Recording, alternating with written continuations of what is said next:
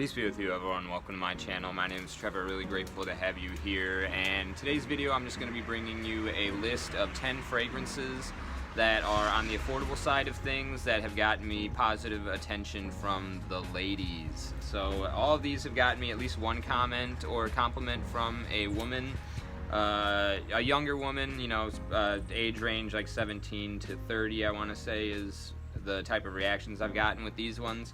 So without further ado, I'm going to get right into the list, and I've got two fragrances on here that they were technically cheapies. Now they're kind of hard to find, so you might not be able to pick it up for under 40, but I think they're both worth having on your radar for sure. One of them is one I've been wearing quite a bit this past month of June, and slowly became a favorite of mine in the summer. That is Sean John's 3 AM.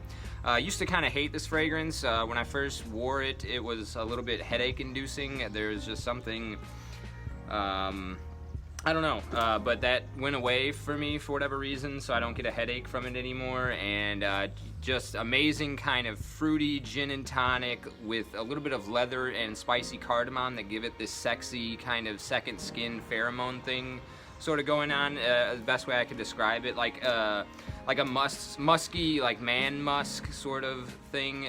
3 AM I think is a good name for it because it sort of you know, brings to mind some of that kind of thick air in a sexually charged environment at that wee hour of the morning. This is a fragrance that kind of captures that essence pretty well, and women pick up on it, I think. So this is a great one, just for casual wear, but also for getting some attention. Like I said, that one's a little bit hard to find right now, as well as this one. I was hoping to hype this one up this summer. They were going for like $16 on Fragrance X all last year. Unfortunately, stock got bought out. They had a bunch of them on eBay that got bought out. Amazon, I think there actually might be one seller on Amazon still, but the sellers got a poor rating, so I don't know if I would buy from there. But if you do find this one for anywhere under $50, I think it's worth a grab, and that is Robert Talbott for Men, or Robert Talbott Cologne. Self-titled fragrance for the house. I believe they discontinued doing fragrances during COVID. They had a kind of, I think they might have sold the company. I think it's still in operation. They still do belts and pants and shirts, stuff like that. A kind of regular designer house, but I think they discontinued selling their fragrance, which was a real shame because this thing is super high quality. It retailed for like $120, I believe, and it is kind of, it runs in the same vein as Terre d'Hermès. It's in some sense a clone of Terre d'Hermès, but it's much brighter, easier to wear. It doesn't have that like slate, earthy dirtiness to it, that soil tincture vibe that the original Terre d'Hermès has. And then this, I believe the note breakdown on Parfumo is pretty much identical to Terre d'Hermès. It says that there's orange listed, but for me, the citrus in here is a lot more bright. It's almost like a grapefruit or like a citron. At least it's how it comes off to my nose in terms of smell. And then you got that classic sort of semi-powdery, woody vibe that you get from Terre d'Hermès as well. But yeah, so one of the most visceral comments I've ever gotten from a woman that told me that I smelled really good when I put this one on. Longevity on this one's not the greatest. I get about like a 4-hour for projection, and then it kind of becomes a skin scent after that for about 2 more hours. But yeah, these two, it's kind of honorable mentions, you could say, but I'm going to include them in the normal list here just because they're great summertime cheapies. Probably some of the best ones on the list, just unfortunately getting hard to find. So snag them up in 2023 because I think it might be one of your last chances. Okay, moving on. Next, we have a cheapie classic, but it's a classic for a reason, and I've gotten quite a bit of good attention with this one from some of the servers at work. And this is Missoni's Parfum pour Homme. So it's basically a Bleu de Chanel clone, more or less. It's one of those hybrid type clones, though, in my opinion. It kind of combines Bleu de Chanel with Chanel Platinum Egoiste. So you get a nice kind of woody citrus grapefruit opening that you get with Bleu de Chanel, just kind of almost shower gel-like, but with a little bit more refinement and kind of you know, you get that smokiness. From here, it comes from a birch note instead of an incense note. This also has an oak barrel note, kind of plays up with the way that the bottle looks. It kind of looks like an oak barrel with one of those bands around it. So there's a prominent oak wood note in here that kind of gives it its own presence and personality apart from Bleu de Chanel, and then it dries down into this kind of nice soapy, a little bit shaving foam vibe that you get from Platinum Egoist. So this one is awesome. I definitely recommend picking this one up. I think it made my top 10 spring list despite being a cheapie, so definitely pick this one up if you haven't. I think you can find these for right around the $40 mark.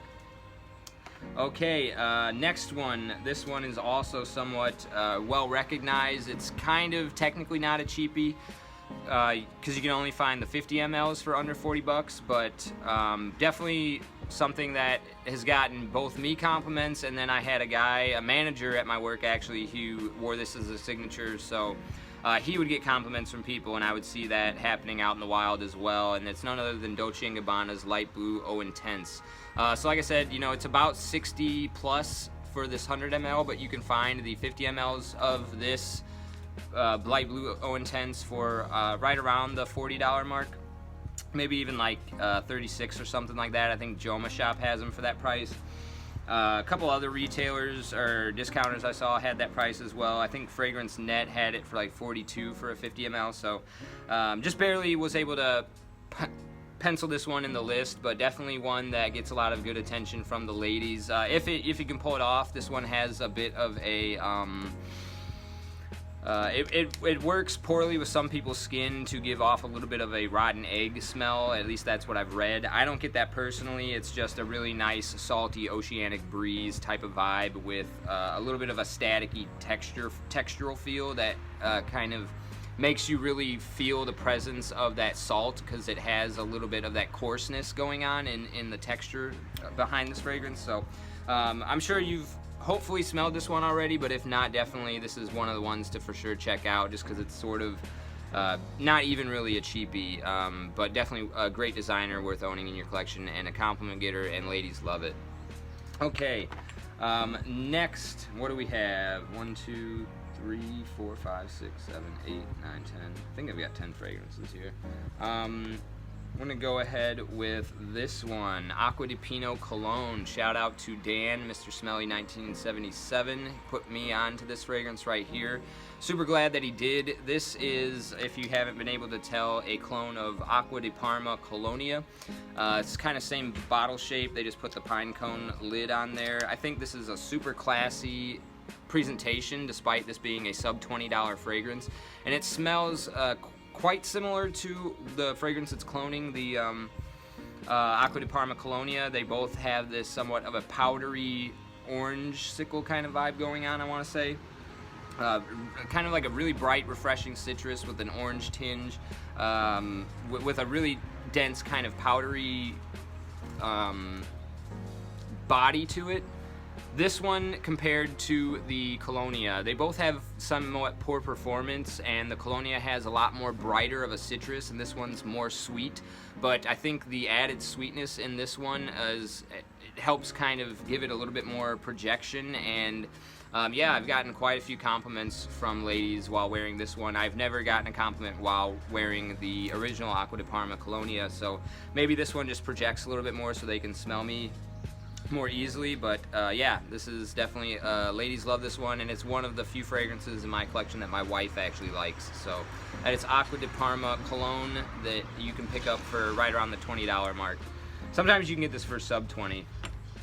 All right, so let's keep going here. Let's see, 2, 4, 6, 8. All right, 2 more fragrances coming up. These are both from the house of Tous. Tous is a Spanish jewelry house that got themselves into the foray of fragrances later in their trajectory, and they're kind of like a clone house from what I can tell. Most of the fragrances I've tried from them are riffing off of other designers. This one is no different. This is 1920, the Origin Eau de Toilette. Make sure you get the Eau de Toilette in the blue bottle. There's an Eau de Parfum version in a brown bottle, but pretty cool presentation. I like the kind of flask style look here. I think it's kind of classy. The brown EDP looks a lot more elegant than this, but this looks great for a summertime fragrance. And as far as I can tell, this is a clone of Issey Miyake Pour Homme. I own Issey Miyake Pour Homme, and I think they're very similar. This one kind of takes the floral aspect that's somewhat old school out of the Issey Miyake and replaces it with more of an aquatic touch.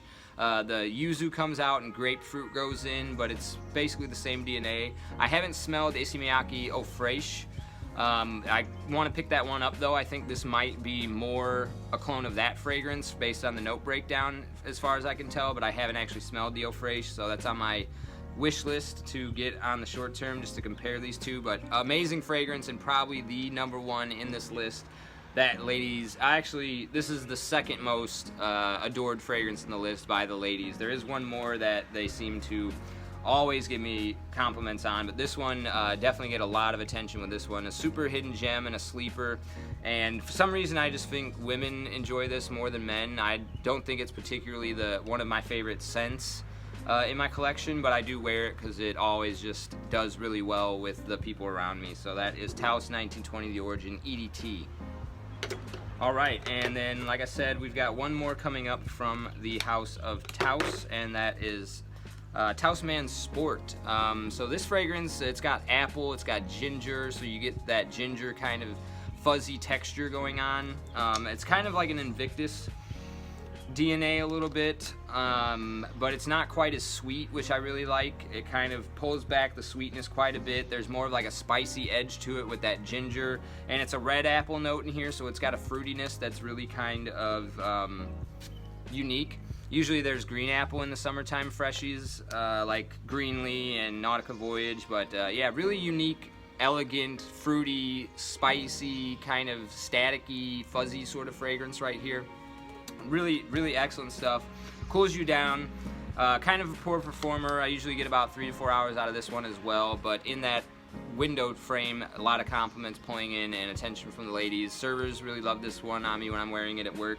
Got a pretty decent little dent in it right there, and I think this is great for like poolside or something like that, where you don't really need it to last a long time. So definitely check this and the 1920, the Origin EDT out. These are both great offerings for like under $30 from the House of Taos. Okay, and then the last two here, these are kind of crowd favorites. They're not anything new. You know, I'm sure if you've worn these that they perform pretty well with the general public.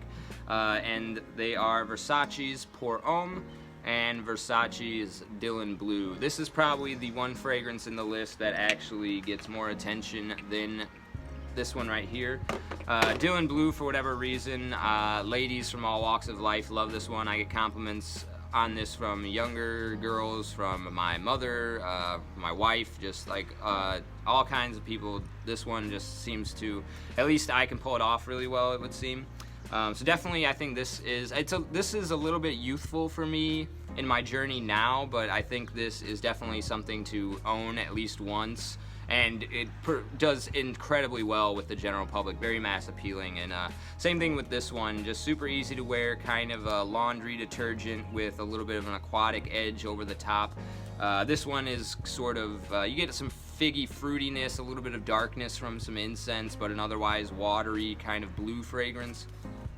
Yeah, these two are just kind of classics, I think. Definitely worth owning, and I think you can go on eBay and check out Forever Luxe. I think they usually have the best prices on these two fragrances. You can usually find testers with, testers usually don't have the caps on this one. They do usually have caps on this one.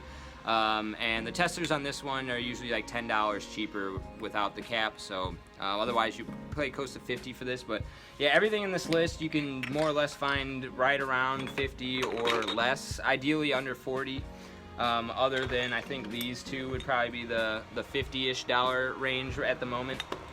But yeah, these, I just wanted to share that video with you, let you know what fragrances that I've been wearing in the summertime that have been doing well with the ladies, and let me know your tips on that topic in the comment section down below. And as always, I really appreciate you sticking with me to the end, and I'll see you in the next one. Take care.